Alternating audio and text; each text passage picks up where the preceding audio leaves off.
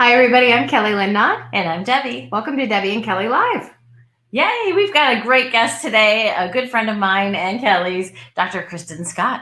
She is the yoga shrink and has just a great background in psychotherapy and counseling and then yoga, of course. And she puts it all together into, her dynamic way of coaching. And we're really excited to have her on today. Yes, and Christen will also talk a little bit about her journey through different modalities and how she arrived where she is right now today in a place where she's super excited about life and super excited about sharing this particular message. So you're meeting her at a great time in her life, and you're going to learn a lot that's going to improve your life. And we always have a great time with her. She's so fun. Let's welcome Dr. Christen Scott. How you doing, Christen? Hello, Hi. It's Welcome. Good to see you. Yay. Great to see you too. Thank you so much for coming on. I'm excited to be here. I was wondering, Christen, before we jump into all these great tools that you have for us, can you tell us a little bit more about sort of how you arrived at this point in time sitting in this fabulous chair? Absolutely. So I'm a clinical psychologist, and I was working for a long time doing psychotherapy with teenagers, and I found yoga. I found yoga as a way of more balance in my life, and found more transformation in yoga than I did in traditional psychotherapy. So I closed my practice, threw myself into yoga and meditation.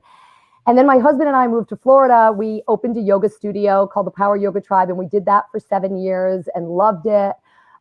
Trained people, had teacher trainings, did all sorts of things, and always had my yoga shrink business, which was sort of combining the two together and bringing mindfulness in, mindset.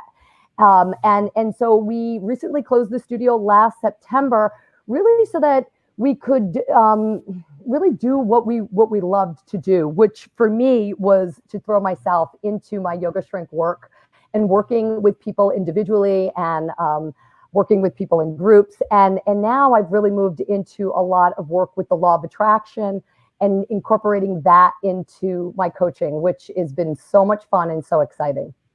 That's excellent. We love it. And with the law of attraction, I mean, many people have different thoughts about it and what it means. And I know, like, from The Secret, we all had a taste of it. And even on the yogi side of it, a lot of people think that they can just wish things to happen or magically, if I want $1 million, like if I keep saying it over and over, it's going to happen. But that's not really how it works. Exactly. I think that's fascinating. It's more than just wanting it. It's more than just wishing about it. And I didn't know that either. And I had seen The Secret. And what happened was I just started to explore more, and it's so my style to like read everything I can, listen to everything I can. I think they say what you need to do 10,000 hours. I think I've learned this from you. 10,000 hours to become an expert. I'm like, I think I've done 10,000 hours, just listening every day. And what happens is by doing that, the 10,000 hours is you start to listen to the nuances and the little subtleties and the differences, and you pick things up. And so a big part of it is the thought, is what you're thinking. And the other piece that I think a lot of people don't always get to is the feeling place, is getting the thought and the feeling together. They say belief is the marriage or the union of the thought and the feeling. And I think that when we come into the feeling place, then we can manifest and create a lot more than just thinking about it. And I think that's excellent because you mentioned you had the yoga studio and you transitioned. I mean, even before COVID, it's not like, you closed the studio because of what's going on, as you did this in advance. And it was because, in yoga, you thought, okay, with the studio, I can give this message. And it was this feeling that you had. And even when you think about what you want to create, it can take so many different forms. You get into that feeling state and like, I know I'm in what I need to do, and transitioning to what you're doing now, it's like expanding on that state, which is exactly what you dreamed of doing, and your dream takes many different physical forms. That's so true. So many times, like when we were closing the studio, people would be like, oh, it didn't work. And I'm like, no, it worked. I expanded. That was such an aha for me, because it's like, we have a goal and we go there and then we get there. And it's like, well, I'm not going to be satisfied. I mean, I'm still alive. So, so now it's like, what am I expanding into from there? And so I think that has been huge, because I don't see things as like, well, that's a failure or that's this. It's like, no, like that, it's like, I wouldn't want to be doing the same thing, or I feel like I would not be expanding. I say this all the time. I'm like, I'm not the person I was yesterday. Like, I'll go for a walk and I'll come back and I'll say to my husband, Preston, I'm like, I'm completely different. And it's like, and I truly believe that. I'll listen to something and I'll like expand into a new way of being. And so I love that you brought that up, because the physical manifestations continue to change. And I also think that, like, when I saw the studio and we had the studio and it was great, I also saw what was limiting. I've heard it called as contrast, what isn't working. And now I've also come to a place of not getting upset when something isn't working. It's like, oh, when something isn't working, that's telling me what I want. Like, now I know what I don't want, and now I can expand to what I do want. And so that's been another big thing, is like not getting hung up on when things aren't working out. It's like, yeah, of course they're not working out. So that now I know what it is that I want, and I can expand into that. We have a great friend who lives out in Rhode Island who uses this example for that, and I love this. So he was talking about it. His name is Todd Hart, and he's a great guy.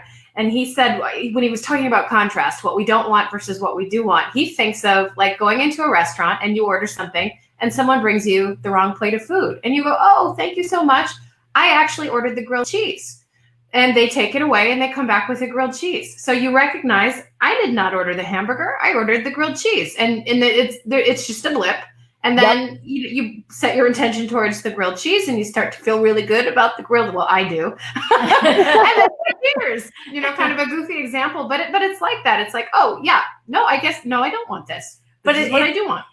When it's something as simple as what you ordered, we don't, spend time agonizing over it. But like when you switch from a studio, something bigger, like a big life change, and the change is actually, you mentioned it, it's good. And that means that we're growing and we're moving and we're expanding. And a lot of people are so afraid of something different or change, and it just stops them in their tracks, where you're really saying, like, we need to go into that. We need to look at that constantly.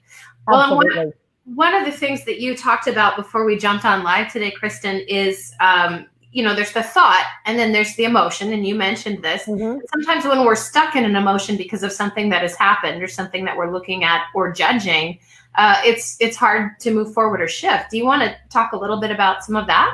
Yeah, that's great. I think that, a lot of times when we're dealing with something difficult, like if we're dealing with contrast, we're dealing with a difficult situation.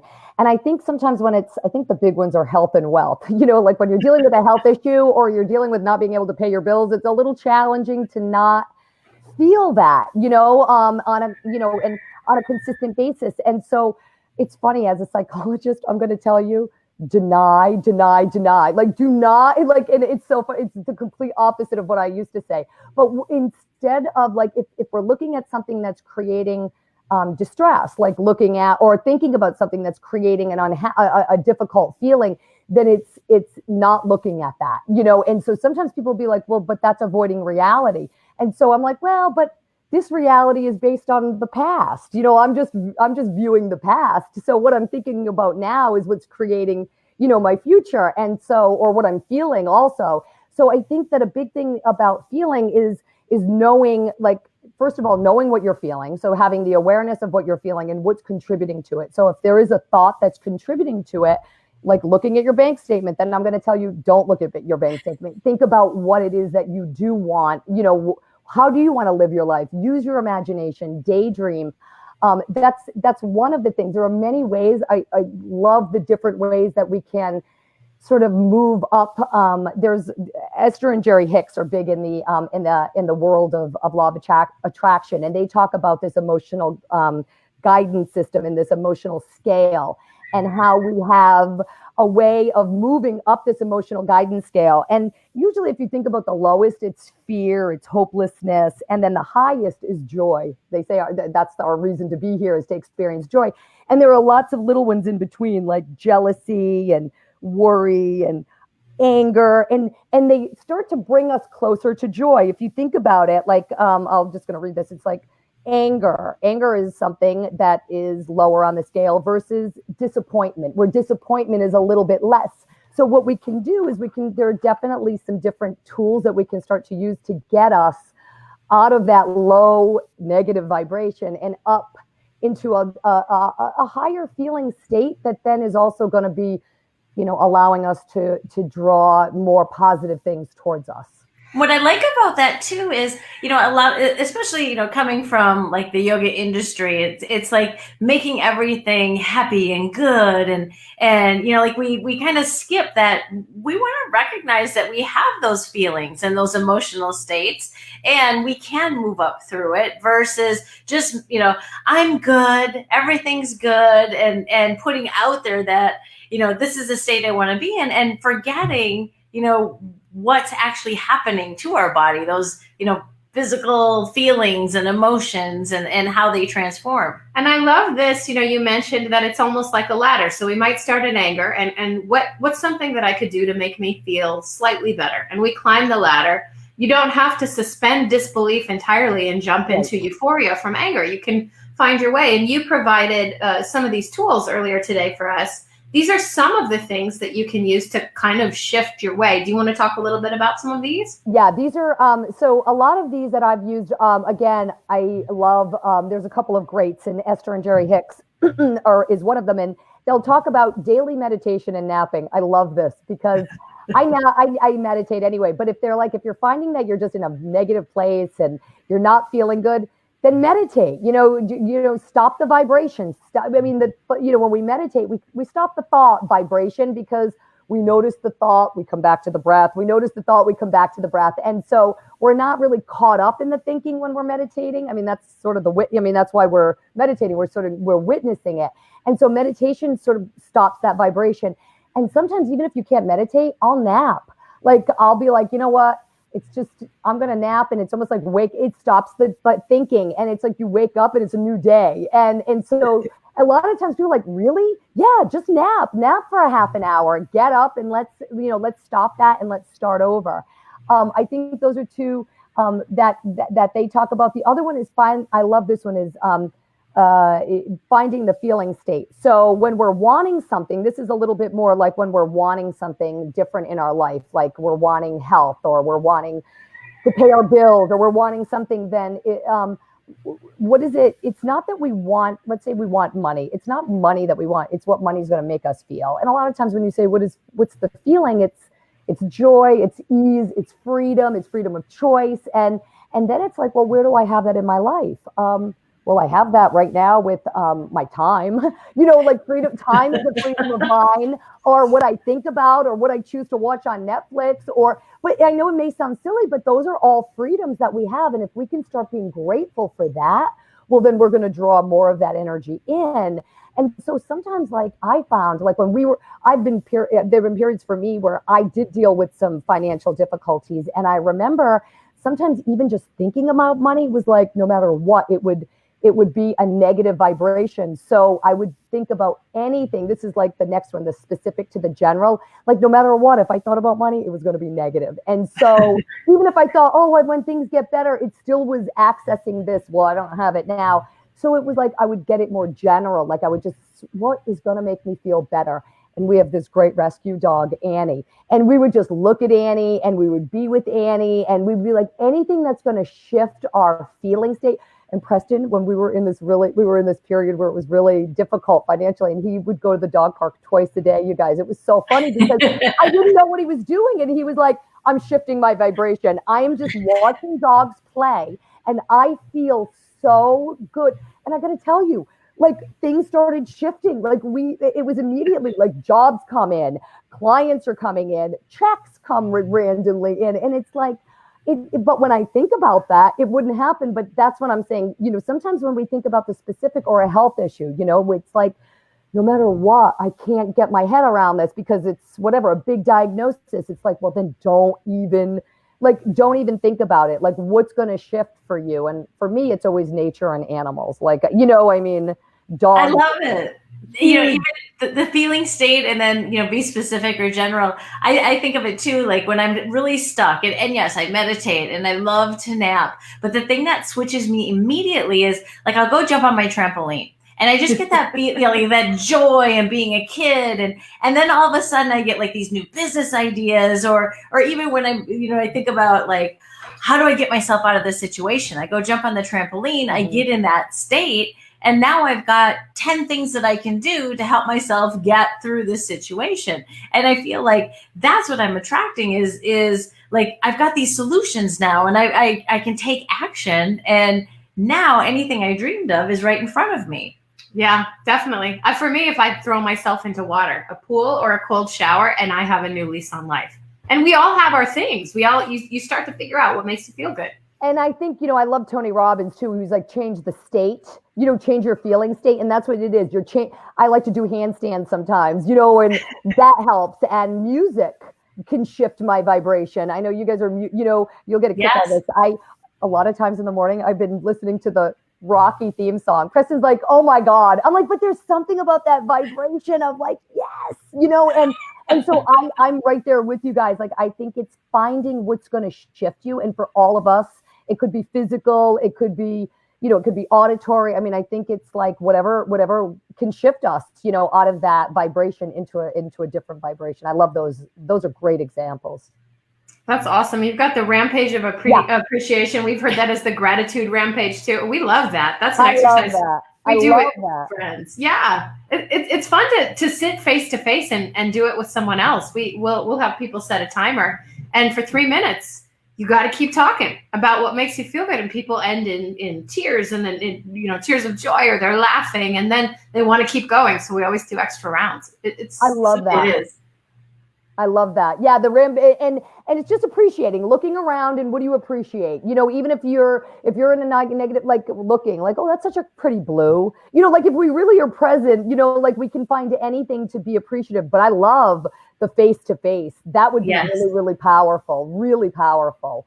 Because part of it is because it's like, from what I understand, our brain, like we have more electromagnetic energy coming out of our heart than we do out of our brain. Like that our heart is like, our heart speaks more to our brain than our brain speaks to our heart. And they can measure this. And I think that when we're sitting face to face with someone that's having a rampage of appreciation, it's probably like that heart, you know what I mean? Like we're probably getting a sense from, it's like this heart coherence, this connection to the heart. And I have to definitely try that. Thank you. That's a great exercise. You and Preston are going to have fun with that at the dog park. And like the gratitude also, like Esther Hicks talks about waking up in the morning and starting immediately. Like, what am I grateful for right in this moment? Like why not start the day that way? And I've been doing that. Like these sheets feel so cozy, and the air conditioning, and listen to Annie breathing. And so I'll start the day in this like rampage of gratitude, and like, this is my family, and I love my family right now. And, and then it's like, what? Because I used to start the day thinking about everything that was wrong and like everything that I was in fear about. And I'd be panicking before I even got out of the bed. And so now it's like, really, you guys, these little things that I do every day. It's one thing that I do every little day that makes huge changes in your life. So it's not like we have to do all of these things. It's like you incorporate one. And I think like within a month, you'll see like a huge shift. Don't you think? Like it's just like that one little. And I love what you said about doing it like right when you get up, but also like do it right before you go to bed. Sometimes I go to bed carrying all these things, and I've got to just shift it so that I can go to bed clear and really sleep sound. Absolutely. Esther and Jerry Hicks have another tool, and Christen, you might have to help me with this one. I think it's called segment intending. Yeah. Have you heard? Okay. Yeah.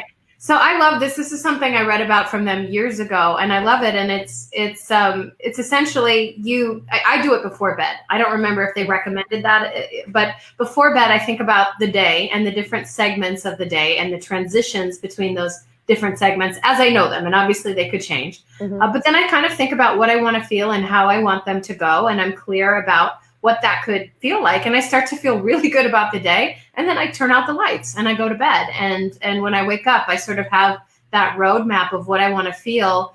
and how I want to move through my day. And this is a simplification of the process, but that's how I use that. And it really does help. You're framing yourself for your next day. So you're thinking about it the night before. And then they also say that as you're going into the next segment, you can segment intend. So like if I go for a walk in the morning, like sometimes I'm like, okay, I'm going to segment intend. When I come in the house to see Preston, I want to be my highest self. Like if I'm at my highest self, he's going to be at his highest self, and we're going to have this really cool interaction. And so I haven't done it at night for the next day. I love that. I've only been doing it like I'll segment intend and then I forget, Well, Christen, you are this wealth of tools. You have so many things that you bring to people. And I know on your retreats, that's what they love. They love what you have, what they walk through and what they learn. And they just get this giant toolkit. And, of course, from your sessions and what you offered at the studio. But tell us what are some of the things that you use in your retreats that really help move people forward?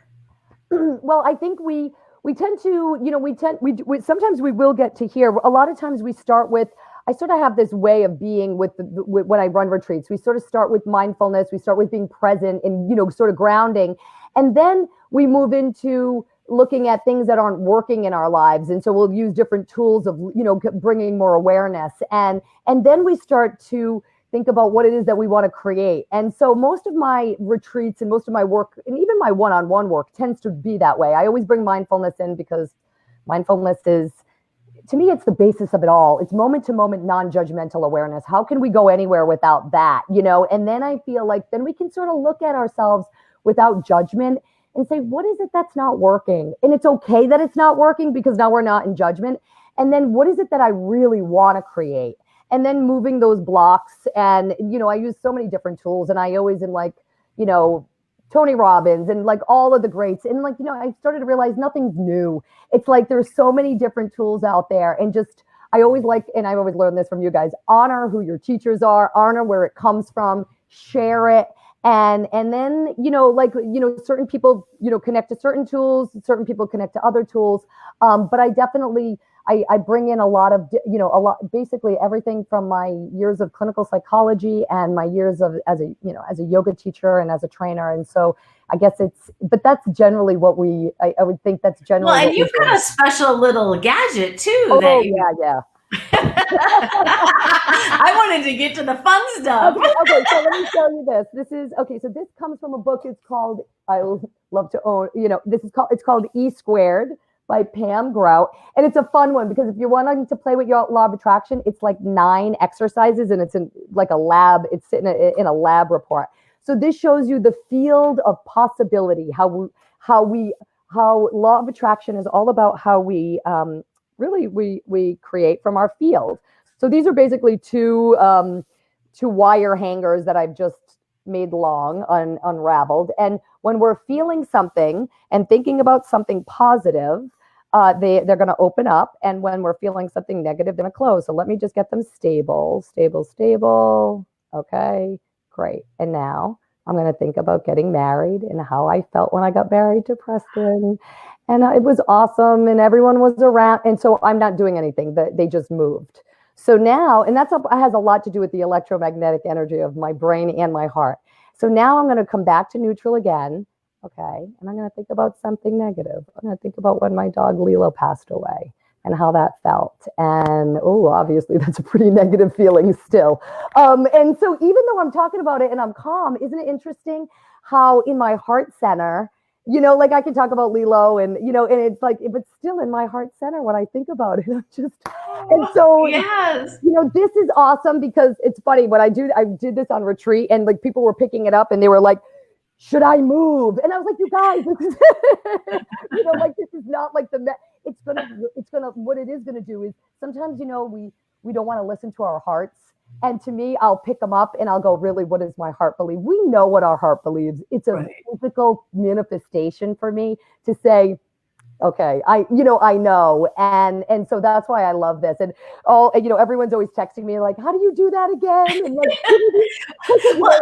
and you're not using it as a magic wand or to make something appear. What I love about it, it just shows that, when we have that state of, being open and love, and it just shows how expansive everything can be, versus, when you really sit and, you spend time in like those lower states of, even deep sadness that can turn into anger and to everything else. And we do definitely want to feel those, but we want to know that we can get to that greater open state. Absolutely. And Christen, you have an event coming up. I'm going to pop it here for the audience. Can you tell us a little bit about this? This is coming up pretty quick. Yeah, we're starting this on July 1st. It's going to be Wednesday nights, 7 to 8 p.m. Eastern Standard Time, 6 sessions. So I'm doing this with a friend of mine who's done a lot of corporate work. Her name's Elena, and she's also done a lot with the Course in Miracles. And so I've been her teacher, she's been my teacher, and so we've decided to run this together. So each of us will run 3, and it's really going to be about giving you tools for the law of attraction. So we'll start with, kind of explaining some of this, the electromagnetic energy from your heart, giving you some information. And then each week will be based on a different theme. Some weeks we'll be talking about thoughts, the paradigm, our programming. Some weeks we'll be talking about feeling, but it's all basically this. It's just going to be and it's online. Obviously it's on Zoom. And so it'll be interactive. So it's going to be, I look at it as informative, interactive, and really obviously a lot of fun, because this is a really fun topic. This is great. What I feel is when you do programs like this, and I'm a program junkie, I love these types of training and getting together with people, and it puts you in a state where your life just changes immediately. I mean, it's not like, you go in and immediately you're going to have all these answers and everything. But what it does is I feel like it gets me in that flow state. And then now, I'm ready to rumble. I'm ready to take on everything that I couldn't take before. And it's a perfect time, when we're just, kind of breaking out and testing the waters with what we can do in our lives now. And I just love it. When we get all these people together, we just become this big driving force. And with your programs, I know that, I see people after the programs, they're friends for life. They're, they've made these bonds, and they've got a support system that lasts them through anything that they're working through. Yeah, it's amazing. And I grow so much, and you guys know that. I mean, I learned that from you too. It's like when I expand and share, I grow so much, and it's like it's always so. I mean, it's like it's just overall expansion. So and you're right. People are lifelong friends because you're sharing stuff that we don't always talk about with people, and I'm like, but I would just want to talk about this stuff. I don't want to talk about random, when people are like, just shallow, random conversation. It's like, no, when we can talk about this, and then, we're connected forever because it's just such a deeper conversation. Well, and I love that you take, the Dr. Christen side of it, and the yoga side, and the law of attraction. And there's so much credibility built within, when you're moving people and they're opening in a vulnerable state, you're a professional. With Kellie and I, we run programs all the time, but, sometimes we have to stop because we're not trained in that area. Mm-hmm. We don't have the training that you have, and you can take them into some of those deeper realms. Yeah. I mean, I do feel comfortable with it. I do feel pretty comfortable going there because I did psychotherapy for so long and some pretty high risk, hospitals, inpatient, all of that. And so people are always amazed that they're like, I could tell you anything. I'm like, yeah, it takes a lot. I really, it just, I've been exposed to a lot and I forget how much. And so I think for me, there's a confidence, and for people, I think that confidence, that trust that they can go there and to know that I'll, lead them in the right direction and not leave you vulnerable. Right. Mm-hmm. Right. And that's why you have to be choosy with what you pick. You want to. Absolutely. You're absolutely right. And, to be honest, I have seen that sometimes in the world, and I'm like, ooh, you're going there. But I've always like, ooh, because there's so much that can open up. I've always felt like, it's with you guys, I've never felt like that. I always felt like it was, it always felt like you just went to the place that, it was meant. But I do think it is kind of interesting when we do this personal transformation work, because it can get deep.